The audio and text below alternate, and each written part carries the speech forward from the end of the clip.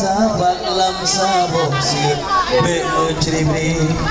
buolom semangat martabat pejuang lambli ngeneroh perjuangan besaboh Aceh boh hati lain hana harapan gam nyawa bek gua pucebre pegang persaudaraan rakyat Aceh makmu berlahir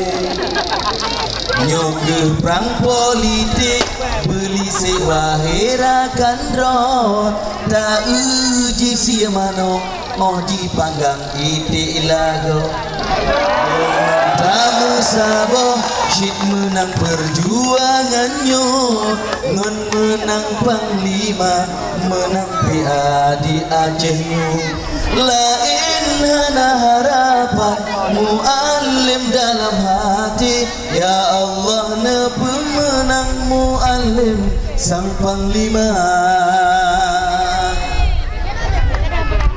calon gubernur Aceh kasah sidro panglima nombor 5 tak pilih pasangan ridha ulama nyo pasangan genari perjuang perang Yuhdilena neerat perti Aceh genan tahun budilam rimba lain hana harapan gam nyo bek go pucebre pegang persaudaraan rakyat makmu berlahir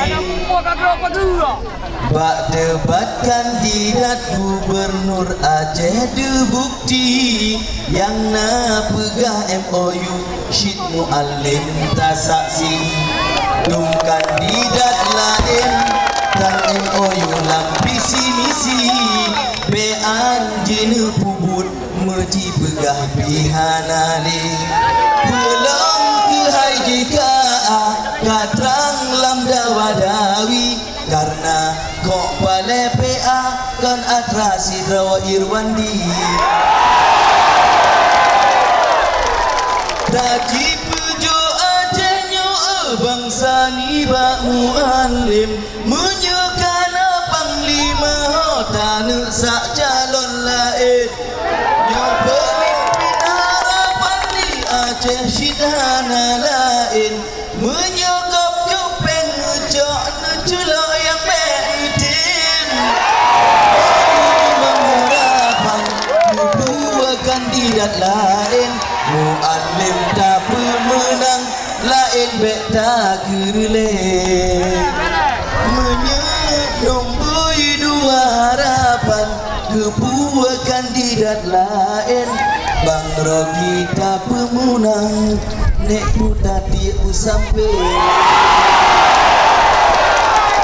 Rogi perang politik polisi wahirakan ro tak uji sia mano oji panggang ide lago dengan tamu saboh syit menang perjuangannya ngon menang panglima jroh Aceh ni bakalinya lain hana harapan guamnya bekah pucebre pegang persaudaraan rakyat mau berlahir insyaallah menang panglima mudah kata jika ujar mandum nak berdua juga